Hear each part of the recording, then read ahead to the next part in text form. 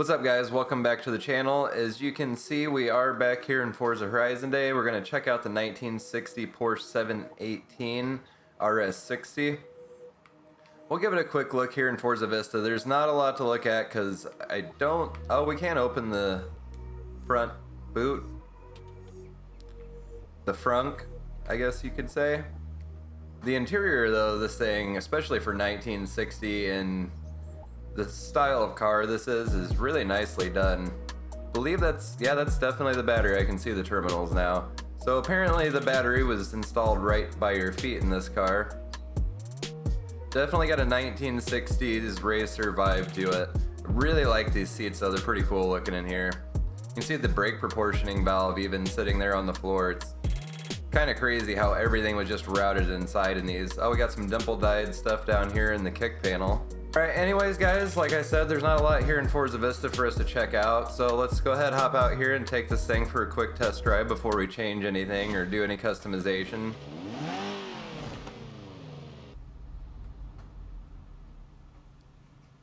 So as I was saying in yesterday's video, I got pretty high hopes for the way this car drives here in the game. It should have a pretty nice balance to it. It's an extremely light car. Doesn't sound too bad.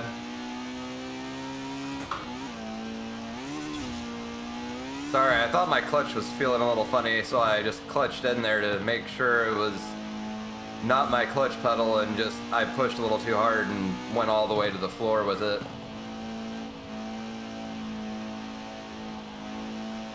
Definitely got that really floaty 60s feel to it, but it's pretty well planted really.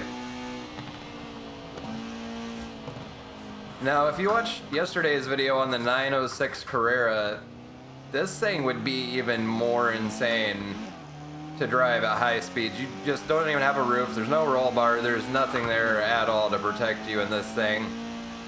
And I believe the bodies on these were actually made out of aluminum, so this thing would crumple like a tin can if you got into a wreck.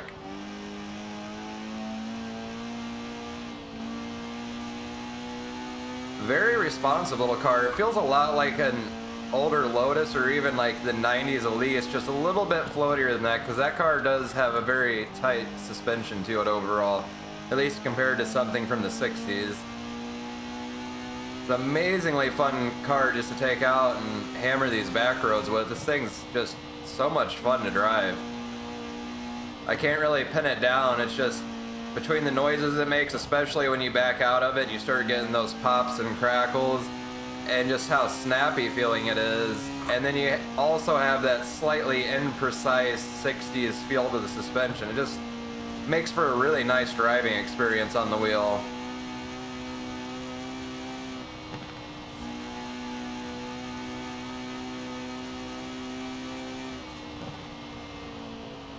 Let's go ahead and switch to the outer view. That way you can kind of see what the car is doing as I'm going around corners. Oh, I went one too far. I wanted the near chase. And I did it again. There we go. Cut around this little corner here. Ooh. That was not a good idea. I thought with how soft the suspension was in this thing, I'd be able to take it and not really upset the car, but as soon as I caught the road, the rear end gripped up because of the weight back there. And the front end just kind of kept swinging out. It was very odd. Managed to save it from the rocks though. Just barely stopped in time. This car makes lane splitting really easy too, because it's so small and compact and like has go-kart handling almost, it feels like, just not with the best grip in the world.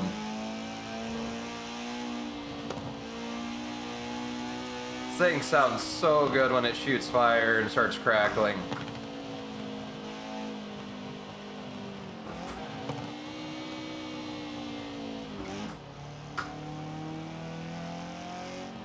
The downshift at first was a little bit aggressive, but I really wanted it to pop again for me.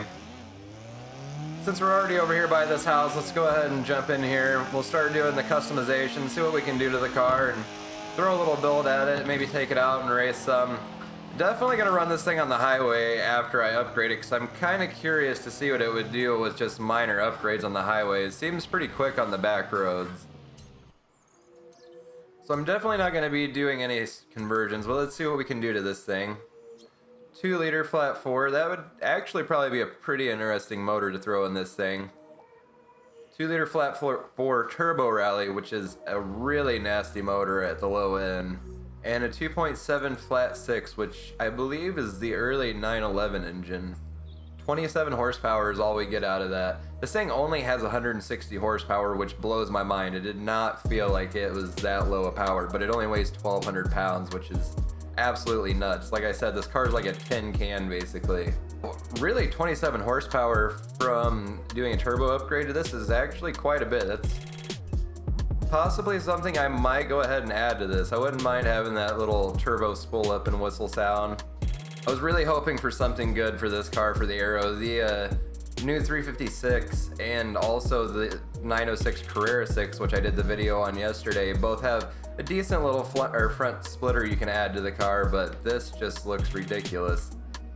That is the most vertical spoiler I think I've just about ever seen. Alright, so we're gonna start with tire width and work our way from there. 235s look super wide on this car. That's crazy. It really puts the dimensions of the car into perspective for me, seeing just a 235 on the front and it looks like it's just insanely wide. It'd be like a 265, 275 on most normal sized vehicles. I'm just gonna leave stock rim size because I do want to leave stock wheels. I don't really want to change the size and kind of throw off the proportions of everything. Very nice amount of spacing on the wheel spacers on this thing, I have to say. For tire compound, I'm gonna wait and come back. I'm gonna see what I can do performance-wise, because this car is not really lacking in grip because it is so light and doesn't have a ton of power. But as far as drivetrain, we're just gonna do what I normally do, throw everything at it, throw all the chassis upgrades for the suspension and brakes at it. Kind of see where that brings us out at. Kind of figured this was raised suspension already with how well it handled. Just set up pretty soft. Where's my roll cage? Hello? There's no, you can't even actually have a hoop? Wait, I see it. Wow, this is the most dangerous car in Forza to drive, I would have to say. Almost all the other topless cars, when you add the roll cage, you at least get that safety hoop. This is literally nothing. It's kind of sick and frightening at the same time. I would not want to drive this car. Not at really high speeds anyways. It'd be way too sketchy. Throw the cam upgrades in it so we can get a little more RPM out of it. Let's toss... Yeah, we can do race engine block. That'll still leave me enough to do a flywheel upgrade to get it to rev a little quicker. And then we can still go over here to the tires and should be able to do sport actually. Oh no, that brings me just a little past. So we're gonna be on street tires. So that leaves me 6 PI to play with. We'll jump back over here. Let's try carburetors way too much. Wow, that adds 22 horsepower. That's like more than the turbos. So the intake will actually work for this. We can get 13 more horsepower. Let's see here. That brings us up to 233 total in a 1,200 pound car. That's pretty respectable numbers, really. 233 horsepower sounds like nothing, but in a 1,200 horsepower or 1,200 pound car, that's really impressive, honestly. Alright, so you guys can see here, we did throw a little livery on this. It's the 1961 Monza livery from what the title said. I just want to stick with the whole classic vintage racer theme and not really change this car up too much. Definitely feels more peppy with that little bit extra power. As far as tuning, I didn't really mess with much on this car either. I literally brought the dampening rates up like 2 clicks front and back. Didn't touch spring rates at all. Didn't mess with literally anything else in the suspension other than adding 0.4 negative camber in the front, 0.3 in the back, just to help it like grip up around corners. I did fix the gearing a little bit because it does have the race transmission in it, and it was really wonky from the start after upgrading it, so it did take some tweaking to the gears. drop tire pressures down to 19.5 rear, 20.5 front, but besides that, like I said, it's basically almost a stock tune. If I wouldn't have changed the transmission, I would not have really been doing much work at all to this. This car would have been amazing back in the time when it came out. And as soon as I open my mouth, I almost wreck. Let's move the controller from my lap so I'm not trying to juggle it back and forth and keep it from falling. But as I was saying, this car would have been amazing back when it came out in this time period that it was built, to just take out in some back roads and just have some fun, open the car up, see what it can do. And that's really what this type of car was designed for besides racing. It's literally the whole purpose of this is just to attack corners and drive at higher speed.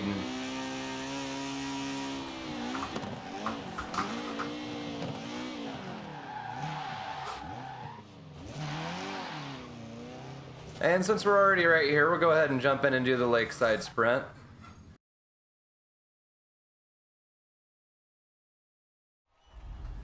So I did have to do a custom event to be able to run on this circuit here, so it is all classic racers, which is actually pretty cool. I was hoping to be able to race against just cars that are built like this one from the same time period.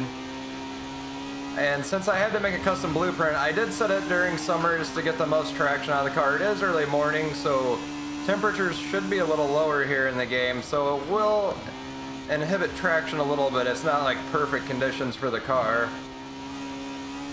But I figured it'd be better just go ahead, set it to summer instead of having to worry about cool weather in fall or spring messing with the traction of it and not seeing what this car is really capable of doing.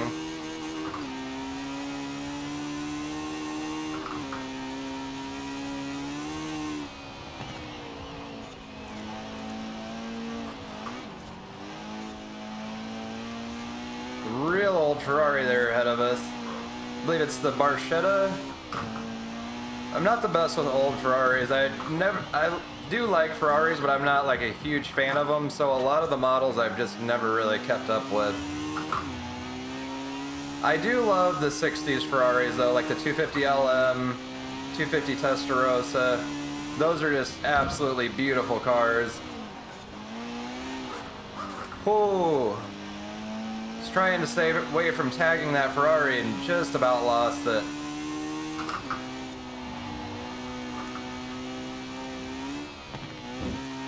It's a very snappy car.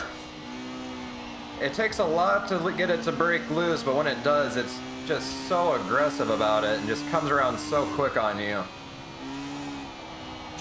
It's almost like the opposite of driving that 906 Carrera 6. That car was really slow to swing out on you, and it made it really unpredictable. This isn't unpredictable, it just catches you off guard sometimes, because it feels like you have so much grip, but because it is set up softer still, it will still kind of break free on you and weight transfer. Got to be really fast on the counter steer and correction too when it does start to slide out, otherwise you're not going to catch it in time, or you're going to keep rotating the way you're trying to correct if you don't actually straighten out fast enough. That's kind of what happened back there. I corrected, but I did not straighten out the wheel fast enough, and the car wanted to rotate the other direction. Just started kind of a pendulum effect.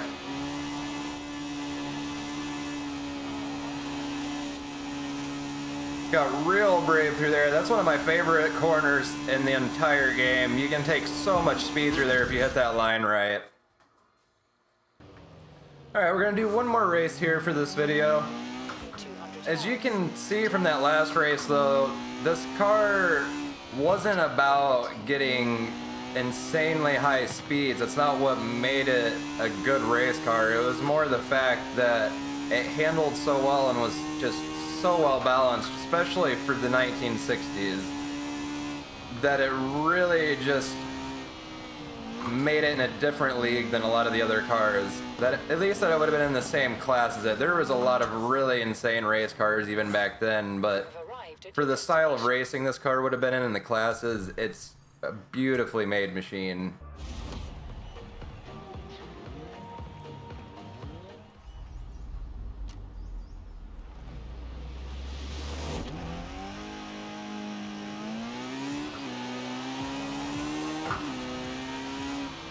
just such a peppy motor once it actually gets going. It takes a second to start really...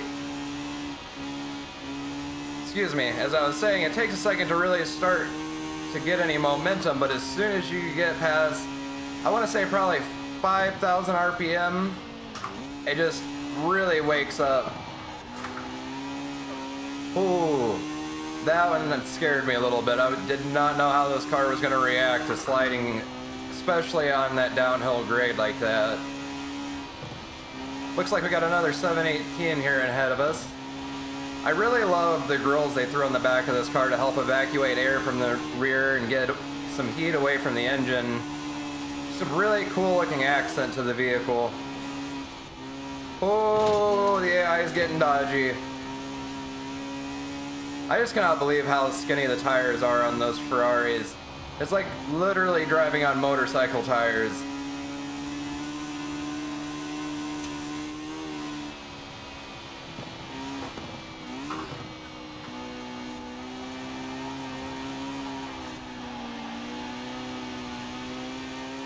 Getting a little squirrely on me there too.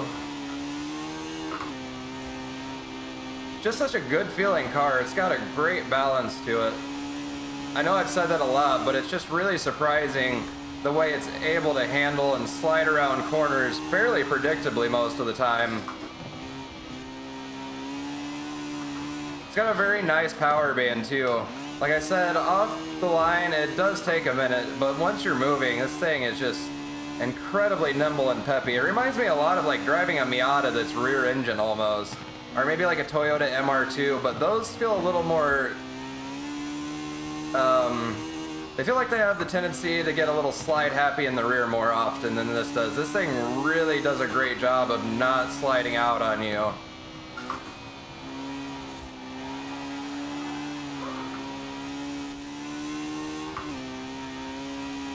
Got a little bit of room left to be able to catch this guy and get past him. I don't know if I got enough on the top end for it. Looks like I do. Oh yeah, just blew past that other 718. That was a good race. This thing is so much fun to drive. You guys definitely have to pick this car up and give it a chance. It's just like what the driving spirit's supposed to be, is what it feels like driving that thing. Like everything feels so good about it.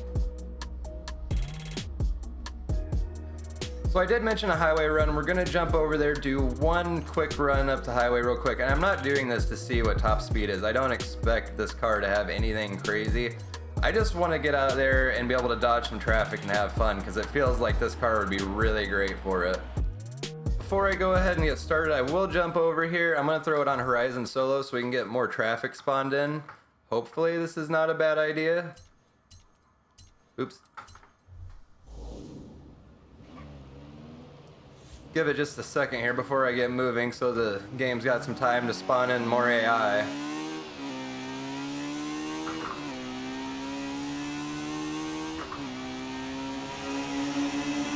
Oh, it sounds good in the tunnel. There we go. Oh, that van started cutting over. That really scared me for a second.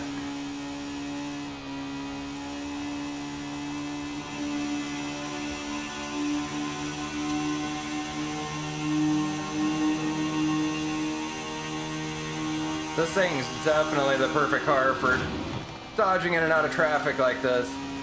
Somehow I managed not to just get obliterated by that. Just barely clipped him enough to be able to still squeeze by. Oh, don't cut me off.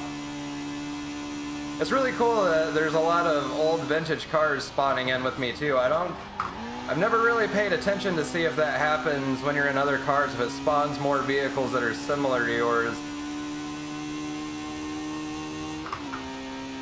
I also gotta add, that was a nice little power slide back there coming around that corner. I thought it was gonna wash out on me, but I managed to somehow reel it in and pull that off.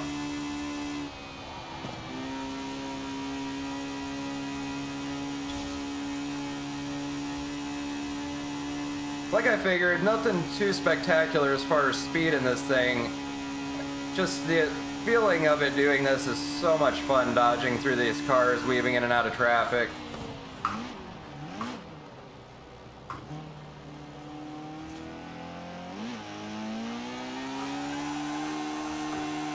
Oh, for a second I thought I was going to be able to just pull through there and get a nice little donut around here.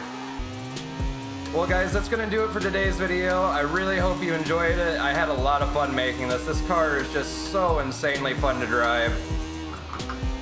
Really fun to do stuff like this, especially if you jump in Horizon Solo, where you can really get a lot of traffic flowing on the highway and on these side roads here. That was really close. If you did enjoy the video though, guys, don't forget to like, comment, subscribe down below, and I'll see you guys next time.